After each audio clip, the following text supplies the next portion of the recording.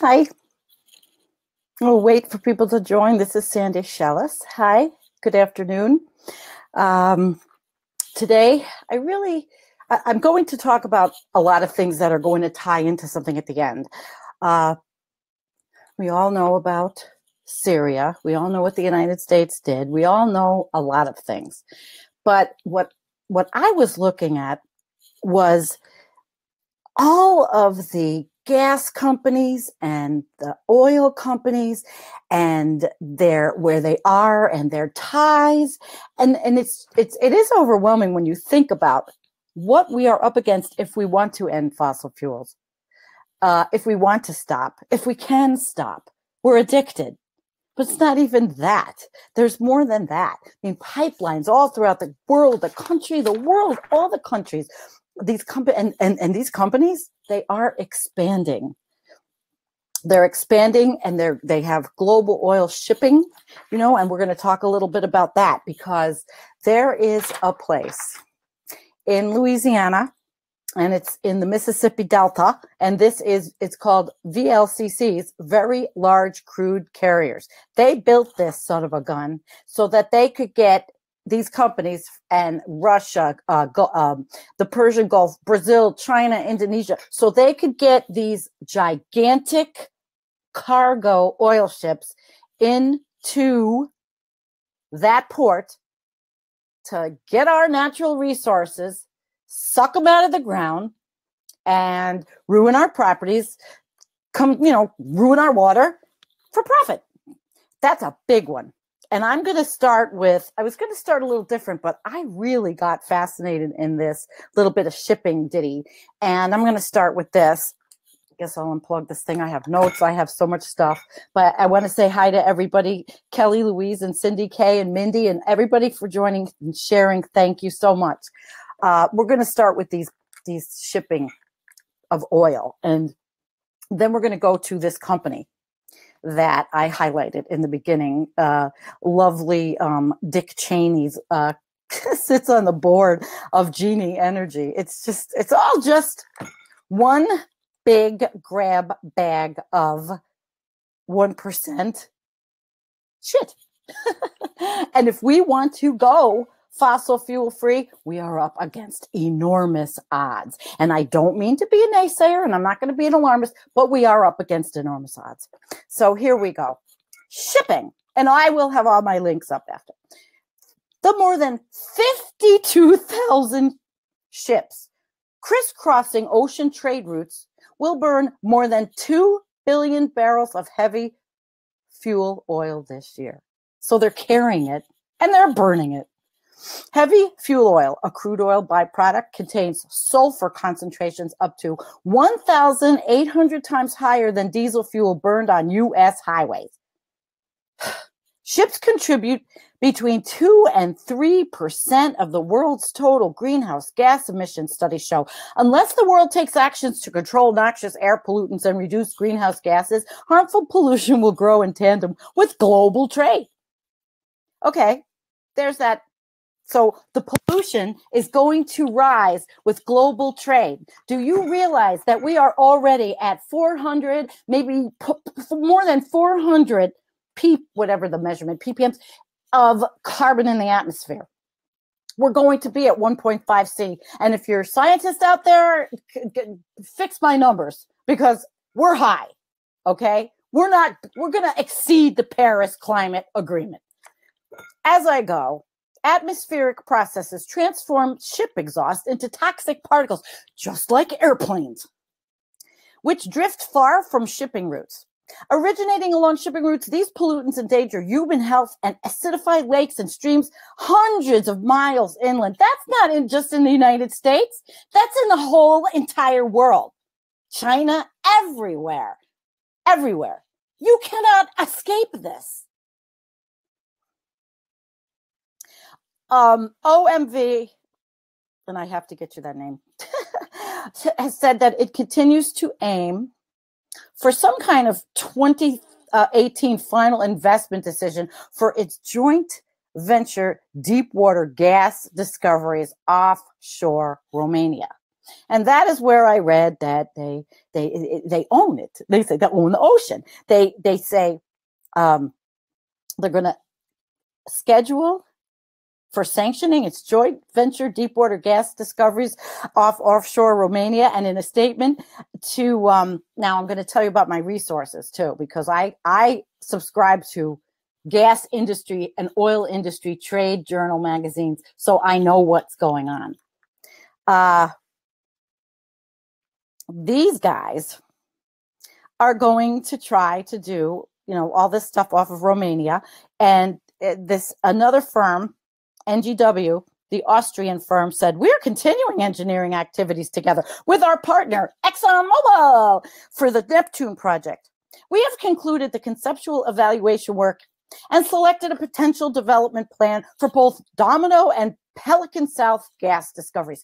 It is insidious. It is all over. These guys get these companies, they get them on the stock exchange. And let me tell you, there are some very big players, the billionaire class, what they call the deep state. It's no joke, and it's not even false. I mean, whatever you want to think the deep state is, if you're all paranoid, the deep state is the billionaires. The deep state are the people that run these companies. The deep state are investing in all of this stuff. They are killing us, but not the way you might think. And I'm not going to go that way. So there's another one. Oh, they say here, oh, wait, we got to hear this, because these two, Neptune Deep and Pelican South, in the deep water Romanian section of the Black Sea, are equally owned by ExxonMobil and OMV Petrom. The latter, 51% owned by OMV. The water, the oceans are owned by these companies. It is overwhelming when you read it and you know the enormity of what we are up against. There are a lot of us activists. We work on the local level. We have to make sure that activists all over the world are working on the local level. Because if we don't, what are we going to have? We're going to have what? A clean state in one country? My God, there's pipeline. You talk about the Middle East. There's pipelines all over, and we're going to go on to that Golan Heights deal after I get through here. Because I'm going to talk about a little bit about fracking, but maybe I'll get to that after, because I really want to get to this deal with this company. Well, first, I do want to tell you that Natural Gas World is one of them that I subscribe to, and they I'll give you some of the headlines of the articles. NAM seeks clarity on Groningen law. See, these are worldwide. Rosneft to inject associated gas. TANAP to start June 30th. And I don't know where they're showing in the world. U.S., India form gas task force. And remember, this is gas, not oil, this one. DESFA bidding. Greece asks for even more. Ascent puts up for sale sign. We'll have to find out who that is, right? I might have to do a part 2 here. Falcon poised for Oz shale drilling. China's March gas imports are strong. Australia's NT to lift a moratorium. Do I have to go on with this trade magazine? It's huge, okay? The business is gigantic. It is the world. It is global. We go up to the gas pump, we get our gas, and all of these things are behind it. Oil, if you heat your house with oil, car oil, everything owned, bought, and paid for. So I'm going to find this really good one. If I can. I hope I can, because I was trying to find everything on this. And if you give me a minute, oh my goodness, I can't find the thing I was going to read on. Oh, here we go. Okay. So here's an article from November 15th, 2010. It gives you a background on the Genie Energy Corporation. So this is 8 years ago, mind you, but the shit's still going on, and it isn't going to stop. And we've got Dick Cheney on the board of directors. So when you have Dick Cheney on the board of directors, sorry, but I have a very, very sensitive computer. Can you see me? Okay. So Genie Energy Corporation, a division of IDT Corporation, who is on the New York Stock Exchange, today announced that Lord Jacob Rothschild and Rupert Murdoch have each purchased equity stakes in Genie Oil and Gas. Jacob Rothschild will join Rupert Murdoch on Genie Energy's Strategic Advisory Board, and Jacob Rothschild's interest will partner with Genie Energy to raise capital for the eventual commercialization of its shale oil projects. Fast forward 8 years. What kind of mess do we have? So Genie's success will ultimately depend in part on access to the expertise of the oil and gas industry and to the financial markets. Jacob Rothschild and Rupert Murdoch are extremely well regarded by connected leaders in these sectors. They're in every sector. Their guidance and participation will prove invaluable. So it goes way up to the richest, and they're all putting their money in these gas and energy companies because it's not stopping. No matter what we think and what we do, it is a very, very disconcerting. And all of these places and all of these things do have links to what's going on in Syria. I'm not going to get into that really deeply because there are so many people that have, but there's pipelines that crisscross in Syria. And of course, everybody knows that there is a little friction between one of the pipelines and the other one of the pipelines that we're in. And it's just it is what it is. I can't look and say to myself, I can fight Exxon, but the states can. The states can, and we can talk about that after. I cannot find where I had my article on Genie, and I'm going to have to look it up again. If you give me a second, because, all right, well, I have another article. This one was from 2014. Israel's oil war shift to the Golan Heights. They don't even own the Golan Heights. And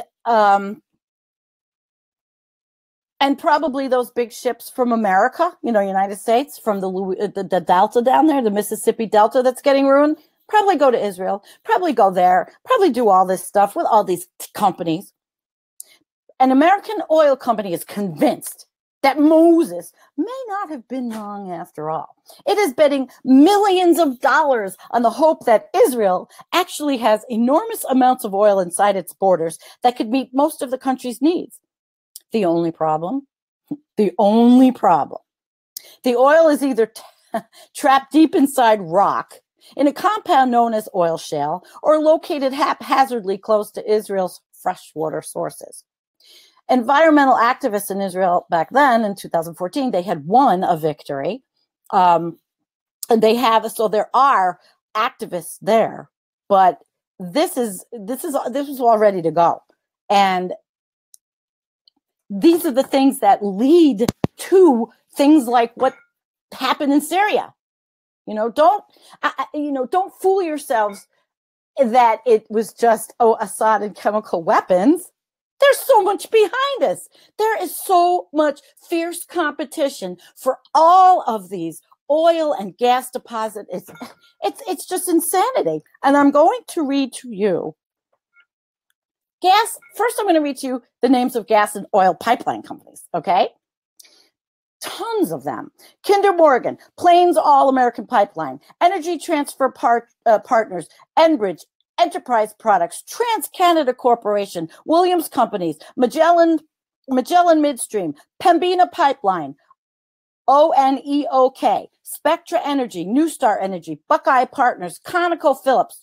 Okay, that's just the pipeline companies, and there are more overseas, obviously. And then the worldwide oil companies are China and CNPC, China, PetroChina, ExxonMobil, Royal Dutch Shell, Saudi Aramco, Sinopec, Kuwait Petroleum, Lukoil, EMI, Valero Energy, Petrobras, Chevron Corporations, PDVSA, Permex, National Iranian Oil, Gazprom, Petronas, China National, Marathon Petroleum, PTT Public Company, Rosneft, JXTG Holdings, Engie, State Oil, Iran Oil Company Corporation, Sonatrach, Reliance Industries, Pertamina, ConocoPhillips, GS Caltex, Enterprise Products, Repsol, Centrica, Bharat Petroleum, OMV, Solgar, Idemitsu Kosan, Hindustan Petroleum, Schlumberger, that's a person that's involved in the Genie deal, Suncor Energy, Hellenic Petroleum, Motor Oil Illness, Ecopetrol, and Compañía Española, CEPSR, actually. So there's names of these companies that are, the oil companies that we think, we don't think of every day. And these people have big money. These people have big backers. These people are on the stock market. These people are, I don't know how we can fight them.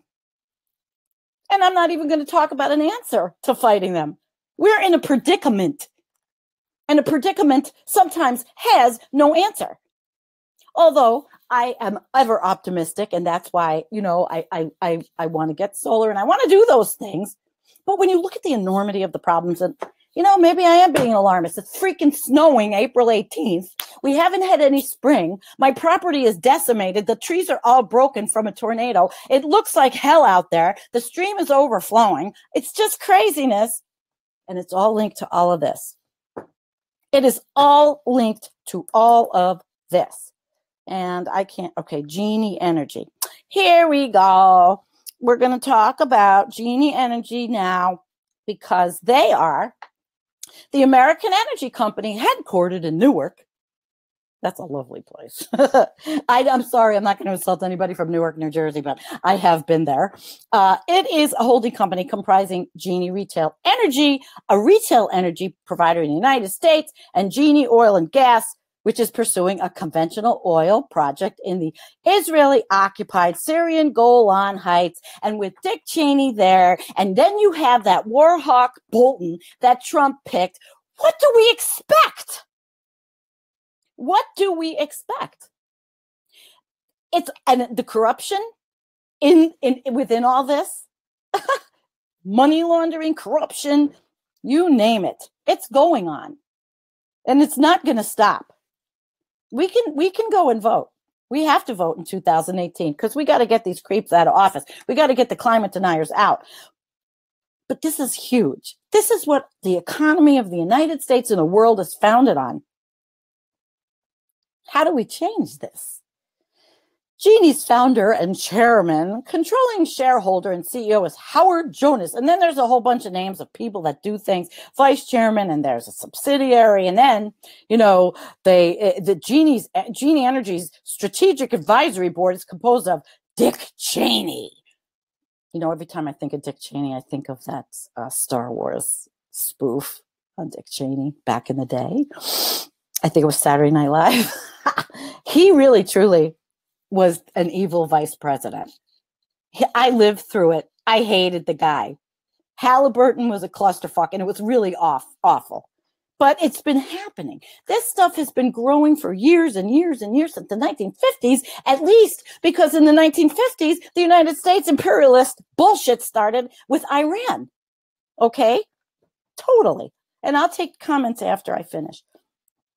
So, Rupert Murdoch, the media mogul and chairman of News Corp, James Woolsey, former CIA director, sits on this board of director for this gas company that wants to oil drill into the rocks in Golan Heights.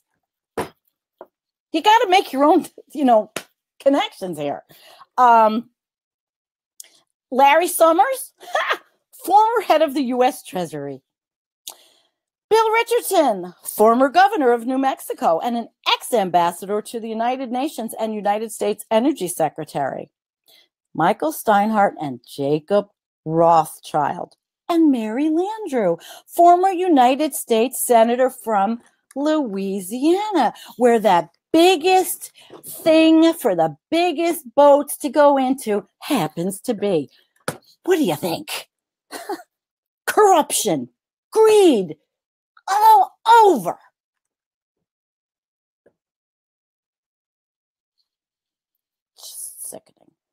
So those are the people that are in Genie. I don't have to put all this together for you. I don't think I do, because it's all out there.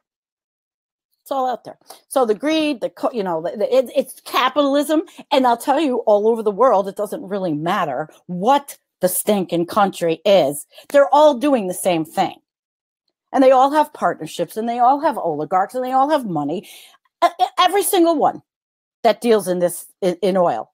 And if I can't even call him President Trump. Trump and his energy policy is set out to destroy the United States. Who else is it going to destroy? It's not just the United States alone in all this. It isn't. So I do have somewhere to go, which is a full circle, because we were talking about the ships, the pollution, the oil, the oligarchs, the people that are behind all this. I want to then circle into fracking, because that's another cluster bomb that is also destroying everything.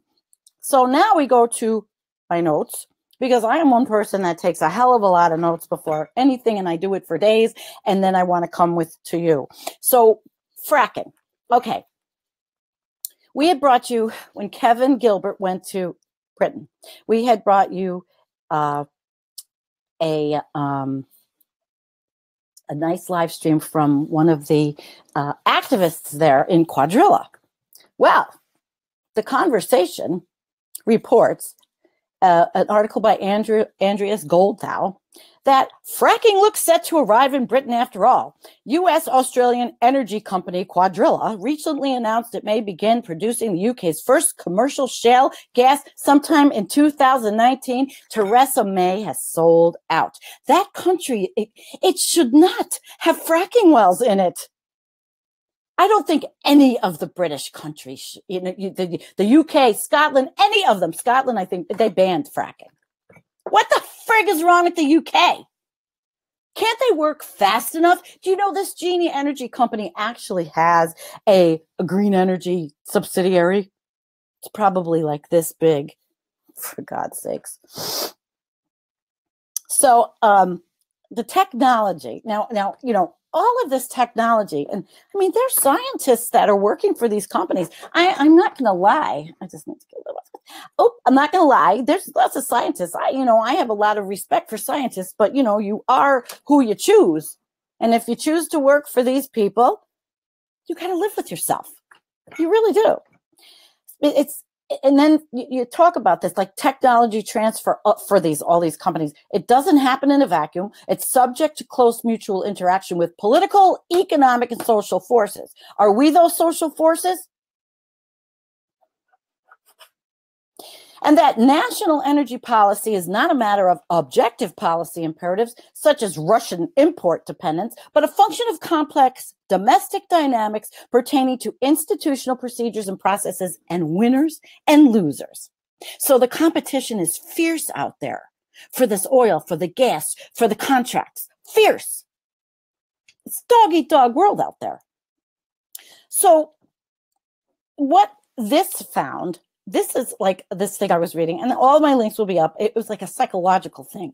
They say, how to get the public to actually, go along with all this.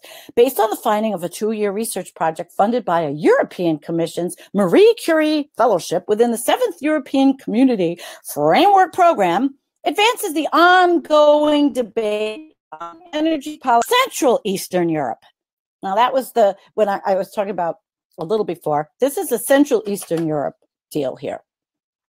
And they contribute to the literature on policies pertaining to technology transfer using shale gas as a critical case. I'll tell you, it is crazy. So in the UK, the government said that the shale plays an important role in the country's energy strategy. As a domestic resource, it can not only make up for declining gas production from the North Sea, we've probably polluted several times over, but also help ease concerns about the UK's dependence on imports, notably a backdrop of strained relations with Russia. You think so? especially after this week. Supporters of fracking also argue it could fill the gap left by the phase out of coal power, helping decarbonize the energy system while bringing additional jobs. How does this drilling, and how does it decarbonize anything? These people are really good spin doctors. They're all spin doctors. All of the trade publications glorify everything like climate change isn't even going on. And guess what?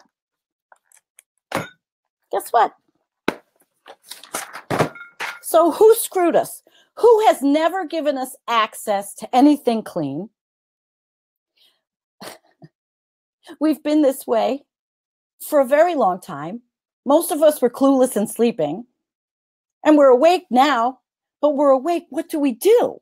You know, I don't have the answers. I can report to you what I found. But to end this and then have a discussion, basically, is going to go to my favorite topic, which is my most distressing topic, which is Arctic sea ice. Between 2015 to 2018, sea ice in this year, it is entering the melt season with little or no thick ice left north of Greenland and the Canadian Arctic archipelago to cope with the influx of warmer water. And that's Sam Carana. Okay. So, full circle. The energy companies, the oil companies bring us energy. We burn it. And we screw up the atmosphere. They want to put pipelines in. And then they want to screw up the water tables. It is just one big, giant circle. But the circle is a predicament. And it leads to what? What does it lead to? Is 2030 even good enough to go renewable? And then when you think about this, and again, I'm not trying to scare anybody, but I read an awful lot. And I'm on boards and I mean, so much stuff. And it just says to me that we need to live our lives every day and love our lives and love our kids and support our kids and grow food and teach our kids to do all these things because they're going to need it. Nobody's doing a goddamn thing. Nobody's changing, really. I mean, there's dribs and drabs. I met a woman who has an electric car and she put in her business, she put in the charging station, which was really, really nice that she did that for other people. But we're rural, you know. I'm not going to drive an electric car in a foot of snow, I don't think, unless they made an electric pickup truck, but we won't go there. So we've come full circle. And I didn't even have to touch on the airline industry of pollution because that's a whole nother thing, you know. And they have to purchase the oil and the gas from the oil and the gas industry. So I'm going to go into the comments today. All right, let's go into comments and let's see what's going on. Okay, and I can't get myself together today with this thing. All righty, I'm going to start all the way down, and I'm manning them myself. So I want to start with Alec, Genie, like the monster out of the bottle. Yes, Alec. You got it. It is. These are monsters. And they're run by monsters. And you see how high up the money goes. Well, you know, just because we have a mobster in chief doesn't mean that, you know, we still have to stop voting or we have to stop fighting. No, absolutely not. Absolutely not. We can fight till the end, whenever that is, if we do it to ourselves. We are in the sixth mass extinction, after all. We're losing insects. We're losing everything. A specific rhino just went extinct. I mean, it's just crazy. But, you know, you might all get upset, but this is it. This is the way it is. I am this person. As my husband says, Mrs. Doom and Gloom. But it's not doom and gloom. It's reality. And people have to wake up. If you don't wake up, you're not going to know. Or you're not going to fight. And I'm going to put up Tricito's really quick comment.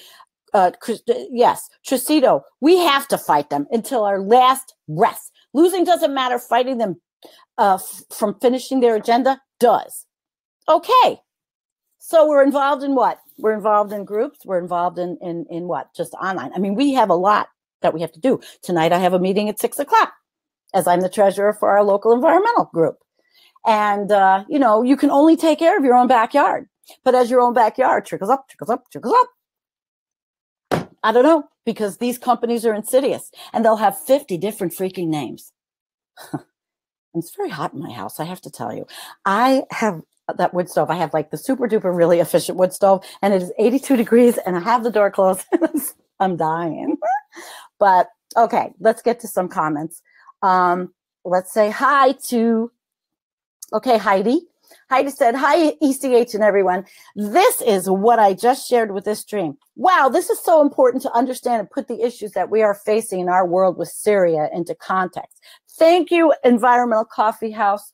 I have a lot to do today, so I might be able to listen. You don't have to watch me. It's all about listening.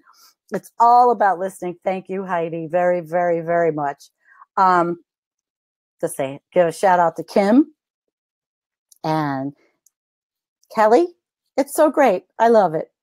And Patrick's here, and he says OMTech beats them. Well, if you want to learn about OMTech, I interviewed Patrick McNulty. It's in the archives, or it's on YouTube.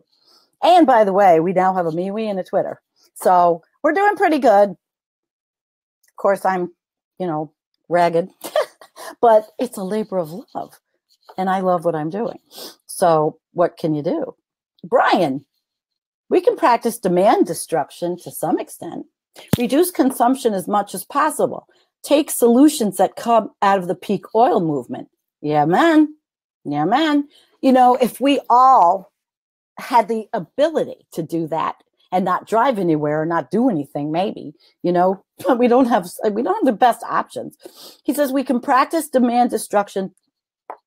Wait, I put that back up. Sorry. Oh, Brian says, yep. And Elek, quite a fitting name. What else do you expect? Okay, that was from something before. Okay, he says, Elek says, Cheney is now a good guy. He's got somebody else's heart implanted in him. Oh, Elek, you are a good one. Mm-hmm. Nevertheless, he jumped the line. But the good thing is that it is impossible to have more evil heart to be out there than the one he originally had. Yeah, evil is right. I called him, you know, when the Bush administration was, even the Reagan administration, because I remember it, and, you know, I'm an old broad here.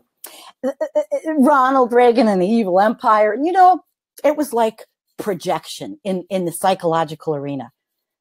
We project on everybody else what we are and what we have become. And I'm sure I'll get stifled. I'm sure I won't be able to even share this thing after people are hip to what I'm saying. But that was the beginning of this crap. You know, some of this. We are the evil empire. I hate to say this, but there's nothing that tells me that we're not. Even those patriots on the other side of the fence who hide behind the flag, I'm sorry. They're not awake. Okay. Oh, Heidi, she says, I'm so sorry for the disaster that has befallen your backyard, which is also tied to climate change. Yeah, it is. I've been documenting it. It's awful. Every tree, they look like crap. If you want to see, you can see I did a couple of YouTubes just for my YouTube audience, but you can all go documenting the damage, you know. And on YouTube, I have a lot of very intellectual people and scientists that follow me, and they teach me the following. It's only small, 500 so far subscribers. That's all and you know what, guys, it's not even what it's about. It's about quality over quantity. Quality over quantity. I got to see how long I've been on. Oh my God, 34 minutes. Okay. We're going to have to wrap this up. Oh, thanks, Alec. I need some time in the sun. We should do some fundraising and send her to a sunny place. Okay, I like to go to the desert in Las Vegas, to Lake Mojave. That would be nice. Or I would like to go to Greenland, but I'm not going to get sun there. I want to go to the Arctic, you know. I don't want to sit in the sun. LaDonna Robertson.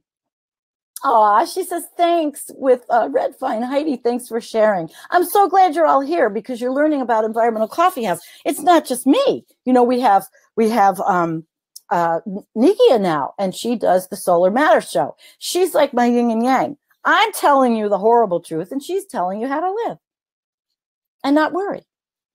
I'm bringing you all this stuff that's going to worry you. Double think, Brian says. I know that was something before. And yes, Michael, vote, vote, vote, vote. 2018, vote, vote, vote. We have to, because we got to get the climate deniers out of the U.S. Congress and Senate. We've got to make a change here. Wouldn't it be something? Wouldn't it be something if in 2018 there was a landslide of progressive candidates in the United States, such as the people I've been interviewing? Oh my God. That would just be like enormously wonderful. Okay. I need to take a sip out of one of these. One is tea and honey, and one is Alka-Seltzer. Can you tell? Just not feeling the greatest. Maybe it's not that it's hot in here. Maybe it's that I'm looking out my window and everything is white. I need to go outside and work today on my recycling shed, and I just really don't feel like doing that. And we have a big trip planned. Okay, let's see. Let me put this up for LaDonna. Live on. Go. That was for LaDonna. And Patrick. Okay, Patrick says, OMTech keeps the lid on the Genie bottle and keeps all fossil fuels in the ground while restoring Arctic sea ice to pre-industrial revolution extent volume, folks.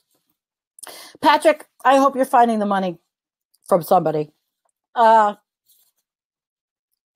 Really? Tesla? Lexi is just about to go bankrupt? Holy crap. I didn't know that. And let's see.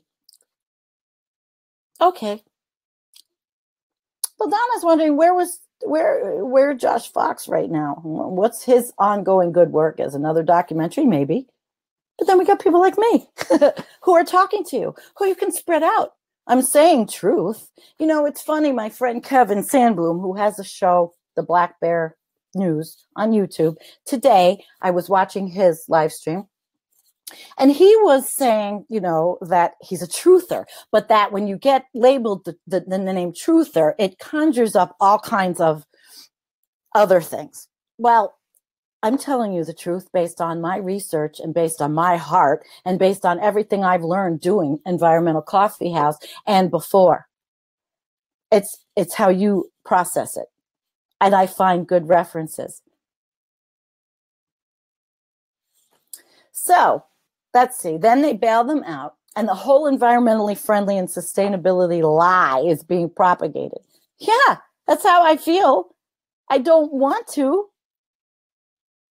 And then, like he says, the funds being funneled into. You be a good partner there, Alec. Karen says, I get so disheartened by all the plastic products, and I try not to buy them. Or go through the airport and you look how they package the products they have to fight on. Absolutely. And guess what? You know, that article was out there about, let's finish the Alka-Seltzer. About that plastic eating little thing that some scientists came up with by accident. But, you know, I'm petrified to know what's the side effect of that plastic eating thing. What else is it going to eat? Alec, your tax money and the money's supposed to go to schools and social projects. Well, that's a whole other issue. We can't even get into that one today because there are economic theories out there that I am not, MMT taxation theories. I'm not qualified to talk about, but there are other ones. Kim says Genie still has an evil soul. You're freaking ain't right. Boy. So